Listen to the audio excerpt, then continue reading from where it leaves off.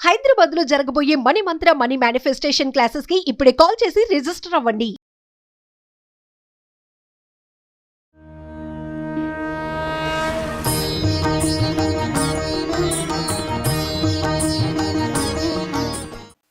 గమనించే ఉంటారు ఈ పాటికి. కానీ మళ్ళీ ఇంకొకసారి గుర్తు చేస్తున్నాను భక్తుల సౌకర్యార్థం. ఈ పాసురాల్ని ఈ నెల అంతా, ఈ మాసం అంతా గూడా మనం పాసురాల్ని సేవించుకుంటూ ఉన్నాం కాబట్టి, ముందు రోజు సాయంత్రమే ఈ పాసురంకి సంబంధించిన వీడియో రిలీజ్ చేయడం జరిగింది. మరుసటి రోజు ఉదయం చక్కగా స్నానం చేసిన తర్వాత స్వామి ముందు కూర్చొని మీరు ఈ పాసురాల్ని విన్నా కూడా అంతే ప్రయోజనం ఉంటుంది. కాబట్టి అప్పటికప్పుడు మీరు వెతుక్కుని కంగారు పడకుండా ముందు రోజు సాయంత్రమే ప్రతిరోజు మరుసటి రోజుకి సంబంధించినటువంటి ఒక పాసురాన్ని విడుదల చేయడం జరుగుతుంది. అండ్ మరి ఇవాళ 5వ పాసురానికి చేరుకున్నాము. 5వ పాసురానికి సంబంధించిన విశిష్టత అడిగి తెలుసుకుందాం. వైష్ణవ సాంప్రదాయ ప్రచారకురాలు పద్మజ రామానుజదాస్ గారు ఉన్నారు. అమ్మ నమస్కారం. నమస్తే అండి. ఈ మొదటి 5 పాసురాలు కూడా ఈ తిరుప్పావై వ్రతానికి పూర్వరంగంగా చెప్తారు. ఈ 5 పాసురాలలో భగవంతుడు వేంచేసి ఉండేటువంటి 5 స్థానాలను కీర్తిచ్చింది గోదమ్మ అని చెప్తారు పెద్దలు. పర, వ్యూహ, విభవ, అంతర్యామి, అర్చావతారాలు. ఆ స్వామి పరము అంటే వైకుంఠంలో ఉంటాడు. మొదటి పాసురంలో శ్రీమన్నారాయణుడే మనకు అనుగ్రహిస్తాడు ఫలితాన్ని అని చెప్పింది. ఆ నారాయణుడు ఎక్కడుంటాడు? వైకుంఠ నారాయణుడిగా పరమపదంలో ఉంటాడు. ఆయన కీర్తించింది. 2వ పాసురంలో క్షీరాద్రినాథ అంటూ కీర్తించింది. అంటే పాలకడిలో ఉన్నటువంటి ఆ స్వామిని గురించి కీర్తించింది. 3వ పాసురంలో వామనుడుగా వచ్చి త్రివిక్రముడుగా పెరిగిన ఆ స్వామిని కొలుద్దాము, ఆయన పాటను, ఆయన నామాన్ని పాడుదామనంది. అంటే అవతారాల వైభవాన్ని కీర్తించింది.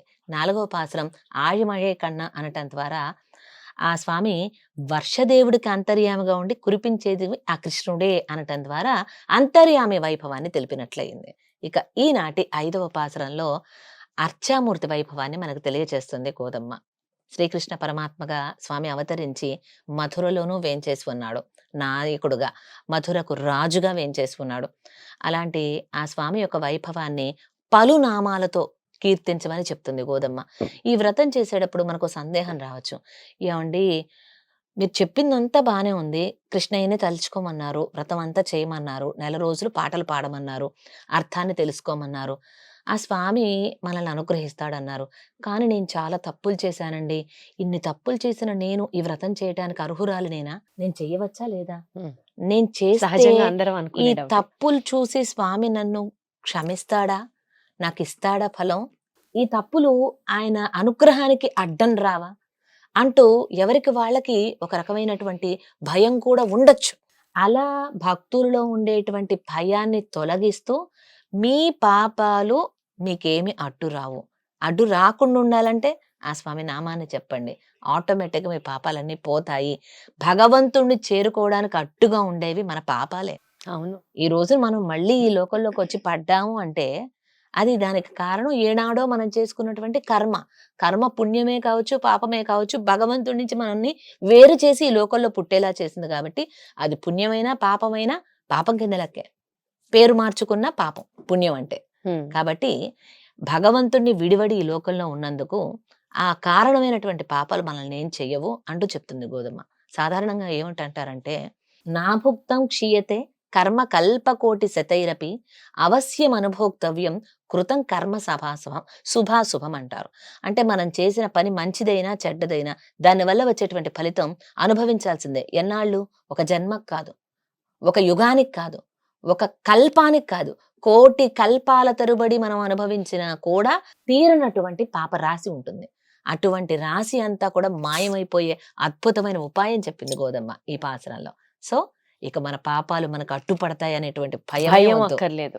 అది ఏమిటి మరి? పాసురాన్ని అనుసంధించి తెలుసుకుందామా? 5వ పాసురం ముందుగా అనుసంధానం చేద్దాం.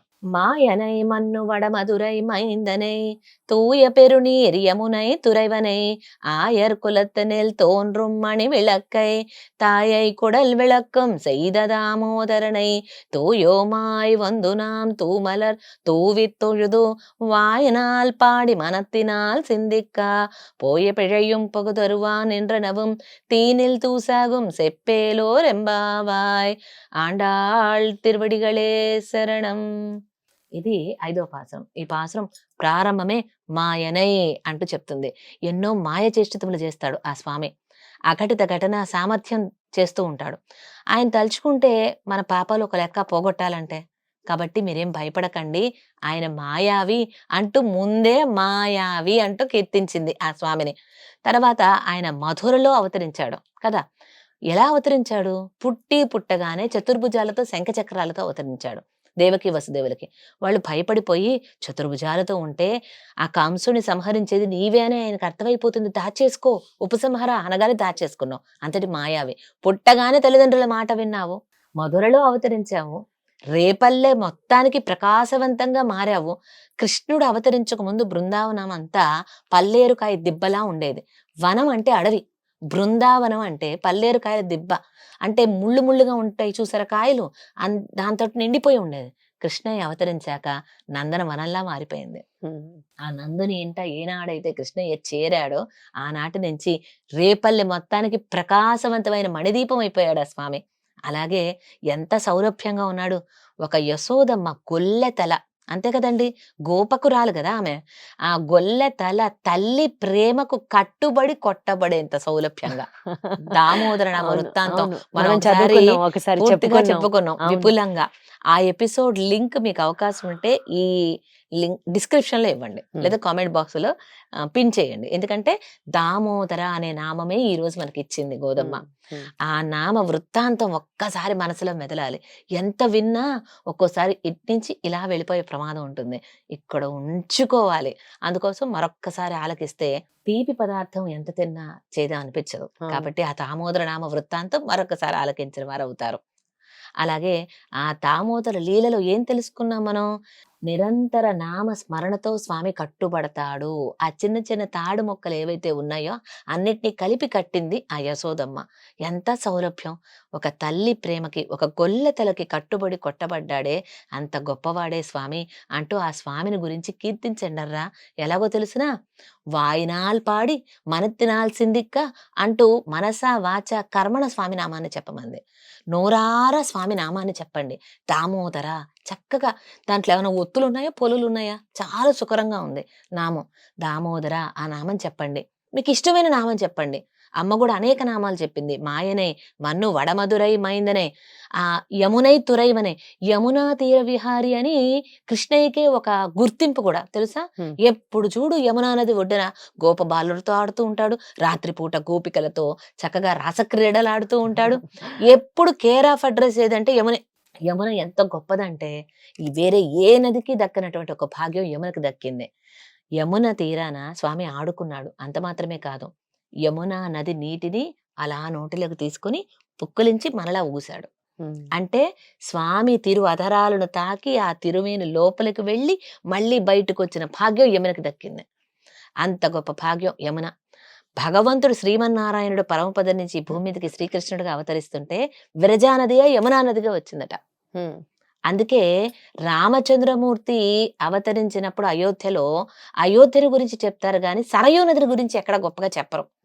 యమునా నదిని గురించి మాత్రం చాలా గట్టిగా చెప్తారు. ఎందుకంటే ఆయన రాముడు రాజుగా ఆటలాడటం అన్ని చేయలేదు. డాంబికంగా దర్పంగా ఉన్నాడు స్వామి. ఈయనేంటి ఎప్పుడు యమునా నది ఒడ్డునే ఆడుతూ ఉండేవాడు. అదొక స్వరూప నిరూపకంగా ఆయన ఎప్పుడు అక్కడే ఉంటూ ఉండేవాడు. ఇంట్లో లేడు అంటే యమునా నది ఒడ్డునే అలా ఉండేవాడు. ఇక మధుర ఎంతో గొప్పది. మనకి మధుర అనేక యుగాలను కూడా చూసిందండి. ఇప్పటికిప్పుడు వచ్చింది కాదు. మధుర నగరంలోనే వామనుడు సిద్ధాశ్రమాన్ని నిర్మించుకొని అక్కడ ఉన్నాడు కొన్నాళ్ళు వామనమూర్తిగా కృతయుగంలో. త్రేతాయుగంలో వచ్చేటప్పటికి శత్రుఘ్న నాళ్వాన్ లవణాసురుని సంహరించిన తర్వాత ఈ మధురని రాజధానిగా చేసుకొని ఏలాడు కొన్నాళ్ళు. కృష్ణ పరమాత్మ అవతరించింది మధురలోనే.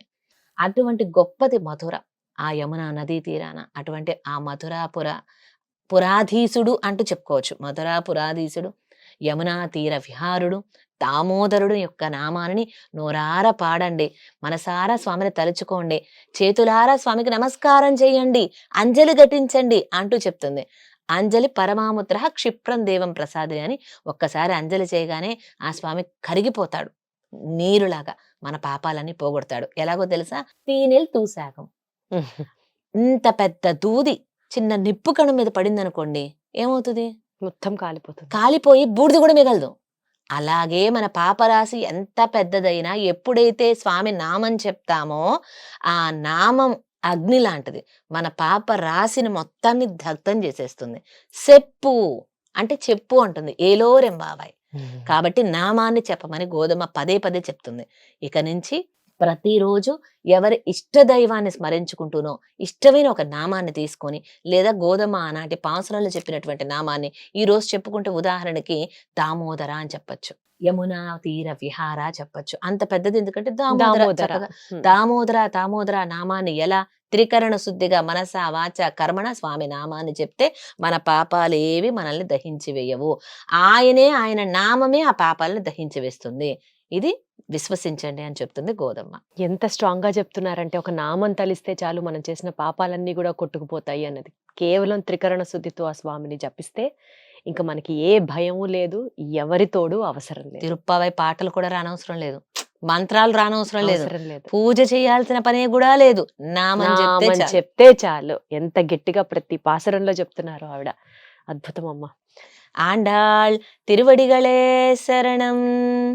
ఆండాళ్ తిరువడిగలే శరణం. సర్వం సర్వం శ్రీకృష్ణార్పణమస్తు. శ్రీకృష్ణార్పణమస్తు.